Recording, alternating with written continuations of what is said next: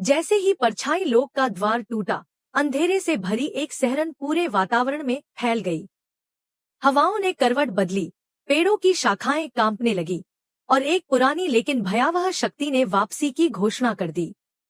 यह शक्ति थी महाडायन की, परछाई लोक की महारानी, त्रिकाल दृष्टा और दावंशों की जननी। वर्षों तक बंद रहने के बाद अब वो वापस लौट रही थी अपने बेटे द वंशराज विहान को लेने।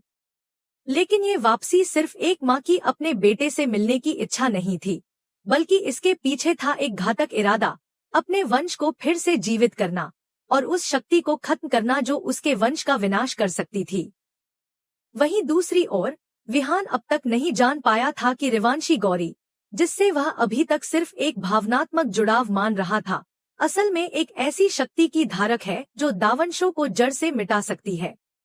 रिवांशी गौरी का जन्म ही इसी मकसद से हुआ था, डायनों के विनाश के लिए। लेकिन विहान को यह सच नहीं पता था, और न ही महाडायन को। वो तो अब तक यही सोचती रही कि उसकी शक्ति को टक्कर देने वाला कोई नहीं, उसके बेटे को मारने के लिए बनी कोई शक्ति अब तक धरती पर उतरी ही नहीं है। उसे नहीं पता था कि वह शक्ति तो उसके बेटे के सबसे करीब मौजूद है, रिवांशी गौरी के रूप में। जब महाडायन परछाई लोक से बाहर निकली, उसका शरीर धुएं और आग की लपटों में लिपटा हुआ था। उसकी आंखों में एक झिलमिलाती ज्वाला थी और हर कदम पर धरती कांप रही थी। वह सीधे विहान प्रताप सिंह के घर पहुंची, जहां उसका बेटा रह रहा था। लेकिन जैसे ही उसने अपने कदम उस घर में रखे, सामने खड़ी मिली गौरी। एक पल को दोनों की नजरें मिली। वो नजरें मानो पिछले कई जन्मों की दुश्मनी कह रही थी। महाडायन को उसी क्षण पहली बार एक ऐसी शक्ति का आभास हुआ जो उसके सामने भी खड़ी रह सकती थी। गौरी के भीतर की रिवांशी शक्ति ने जैसे ही जागृत रूप लिया, पूरे घर का माहौल बदल गया। हवा भारी हो गई, दीवारों पर लगे दिए एक पल को बुझ गए और समय जैसे ठहर गया। गौरी की आंखों में कोई डर नहीं था, बल्कि एक सच्चाई थी, जिसे जानकर खुद महाडायन की शक्ति डगमगाने लगी। ऐसा पहली बार हुआ था कि किसी इंसानी शरीर में छुपी शक्ति ने महाडायन को पीछे हटने पर मजबूर किया। लेकिन वो महाडायन कोई साधारण डायन नहीं थी। वह त्रिकालदर्शी थी, अतीत, वर्तमान और भविष्य को जानने वाली। वह जानती थी कि यह कोई आम लड़की नहीं है, लेकिन उसकी असल पहचान अभी भी अधूरी थी। उसने अपने हाथ उठाए, मंत्र बुदबुदाए, लेकिन गौरी टस से मस नहीं हुई। उसकी हथेली में चमकती रोशनी की एक लहर उठी और जैसे ही वह हवा में फैलने लगी, महाडायन की ओर बढ़ी। पर महाडायन ने अपनी छाया का इस्तेमाल किया और उस लहर को रोक लिया।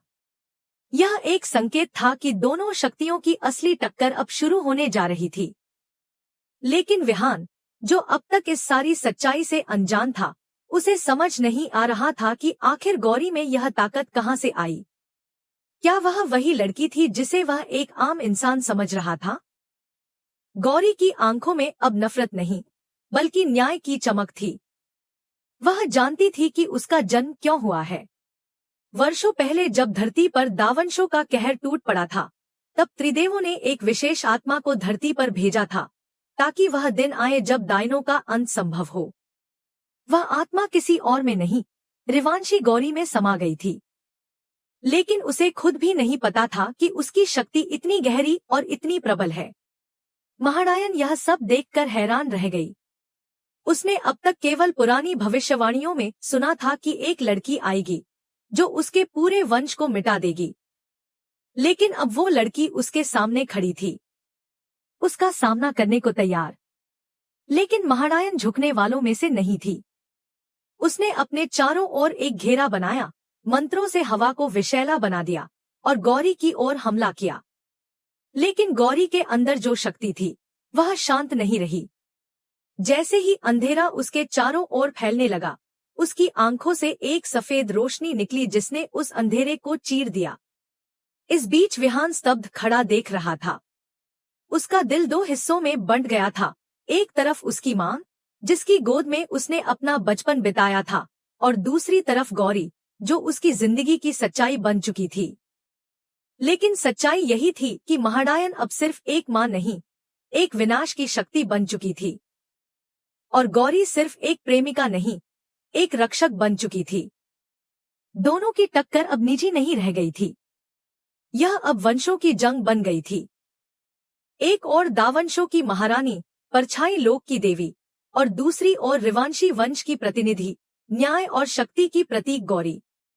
और यह शुरुआत थी उस युद्ध की जो न सिर्फ उनके भविष्य को बल्कि पूरी पृथ्वी के संतुलन को तय करने वाला था। पर इस पहली झड़प में ही कुछ स्पष्ट हो गया। गौरी की शक्ति अभी पूरी तरह से जागृत नहीं हुई थी और महाडायन उसे किसी भी कीमत पर खत्म करना चाहती थी, इससे पहले कि वह पूर्ण रूप ले सके। और यही थी असली चुनौती। क्या रिवांशी गौरी अपने भीतर की पूरी शक्ति को समय पर पहचान पाएगी? क्या विहान अपने दो हिस्सों के बीच सही फैसला कर पाएगा? और क्या महाडायन का वंश फिर से धरती पर आतंक फैला पाएगा या उसे उसी लोक में लौटना होगा जहां से वह आई थी? कहानी अब उस मोड़ पर आ चुकी थी जहां हर फैसला, हर कदम और हर भावना का असर केवल व्यक्तियों पर नहीं बल्कि पूरे युगों की दिशा तय करने वाला था। रश्मि के दिल में एक पुराना डर फिर से सिर उठाने लगा था। जैसे ही नवरात्रि का पहला दिन शुरू हुआ, घर में एक अजीब सी बेचैनी फैल गई थी। उसे फिर से याद आने लगा वो 20 साल पुराना दिन, जब नवरात्रि के इसी पावन अवसर पर अंधकार उसकी दहलीज लांग आया था। वह दिन जब महाडायन लौटी थी अपने बेटे को लेने और रश्मि ने उसे रोकने की कोशिश की थी। लेकिन तब की रश्मि आज की तरह मजबूत नहीं थी। उसने उसे रोकने के लिए पीछे से खंजर घोंपा था। फिर भी वह आत्मा मरी नहीं थी, सिर्फ परछाई लोक लौट गई थी और अब फिर से लौटी थी। और इस बार वह और ज्यादा शक्तिशाली थी। रश्मि यह सब सोचते हुए अपने डर को शब्दों में बुन ही रही थी कि अचानक हवाओं ने करवट बदली, दरवाजे खुद ब खुद चरमराने लगे और घर के अंदर एक सिहरन सी दौड़ गई। और फिर महाडायन ने एंट्री की। वह वैसी ही थी जैसी रश्मि ने 2 दशक पहले देखी थी। धुएं से लिपटा चेहरा, आंखों में लावा जैसा आक्रोश और चाल में विनाश की धमक। लेकिन इस बार वह अकेली नहीं लौटी थी। उसके इरादों के साथ लौटे थे उसके पुराने गुनाहों के पुनर्जन्म और उसके अंदर जिंदा ज्वाला बनकर उभरी नफरत। उसके सामने सबसे पहले आई रिश्वा। वो उस समय पूरी तरह अनजान थी कि वह डायन के सामने खड़ी है, जो सिर्फ किसी राक्षसी शक्ति की नहीं बल्कि खुद उसकी नियति की भी प्रतीक है। महाडायन ने बिना एक पल गवाए रिश्वा को गले से उठाकर हवा में झुला दिया। उसका चेहरा इस बात से बेखबर था कि वो जिसके हाथों में है वही उसकी मौत है। रिश्वा सांसों के लिए तड़प रही थी, लेकिन जैसे ही उसकी आंखों में महाडायन की असली शक्ल नजर आई, उसे कुछ याद आने लगा। कोई पुराना सपना, कोई टूटती हुई चीख, कोई अधूरी पुकार। वो पुकार उसकी आत्मा की थी, जो वर्षों से सोई हुई शक्ति को जगाना चाह रही थी। रिश्वा के शरीर में कुछ बदलने लगा था। उसकी आंखों की चमक अचानक बदल गई, उसकी धड़कनें तेज हो गईं और उसकी हथेलियों में एक अनदेखी ऊर्जा प्रवाहित होने लगी। लेकिन अभी सब कुछ पूरी तरह जागृत नहीं हुआ था। यह सिर्फ एक झलक थी उस शक्ति की जिसे वो खुद नहीं जानती थी।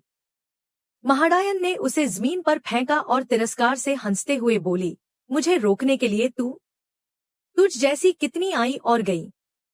मैं परछाई लोक की महारानी हूँ। लेकिन रिश्वा की आंखें अब डर से नहीं, एक सवाल से भरी थी। कौन हूँ मैं? और क्यों मेरा मन कहता है कि तू मेरी दुश्मन है?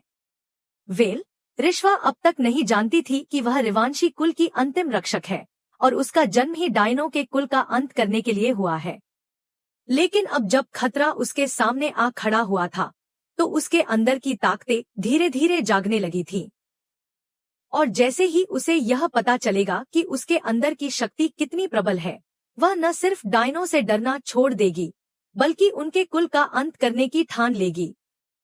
वो जान जाएगी कि अब यह लड़ाई सिर्फ उसकी नहीं बल्कि उसके पति विहान की रक्षा की भी है, जो डायनों की रगों से जन्मा जरूर है लेकिन इंसानी दिल रखता है।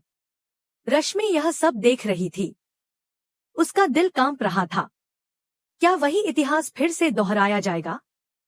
क्या फिर से नवरात्रि के पहले दिन उसका घर खून से रंग जाएगा? क्या वही गलती दोबारा दोहराई जाएगी? उसने विहान और रिश्वा को बचाने के लिए एक बार फिर मन में संकल्प लिया। लेकिन इस बार हालात पहले जैसे नहीं थे। अब महारायन और भी ज्यादा ताकतवर थी और अब की बार वह सिर्फ अपने बेटे को लेने नहीं बल्कि उस शक्ति को खत्म करने आई थी जो उसके विनाश की भविष्यवाणी का कारण थी। अब सवाल यह नहीं था कि रिश्वा बचेगी या नहीं। सवाल यह था कि क्या वह अपने भीतर की शक्ति को समय पर पहचान पाएगी? क्या वह समझ पाएगी कि वो सिर्फ एक आम बहू नहीं बल्कि रिवांशी कुल की वह अंतिम चिंगारी है जो डायनो के वंश को राख में बदल सकती है? वेल दोस्तों, आज शाम होने तक सब कुछ साफ हो जाएगा। रश्मि का डर क्या वाकई हकीकत में बदल जाएगा? क्या महारायन परछाई लोक से लौटकर एक बार फिर उसी घर की बहू का अंत कर देगी जहां वह 20 साल पहले हारी थी? या इस बार कहानी एक नया मोड़ लेगी? वक्त तेजी से आगे बढ़ रहा है और दोनों शक्तियों का आमना सामना अब टलने वाला नहीं। रिश्वा, जो अब तक सिर्फ एक बहू थी, अब एक युग की निर्णायक बन चुकी है। और महारायन, जो अब तक सिर्फ एक माँ थी, अब विनाश की देवी बनकर सामने है।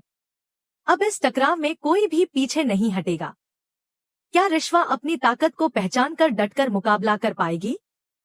क्या विहान अपने दो हिस्सों के बीच झूलते हुए सही राह चुन पाएगा?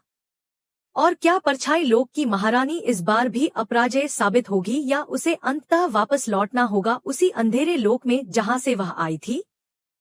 तय अब सिर्फ शक्ति नहीं, नियति करेगी।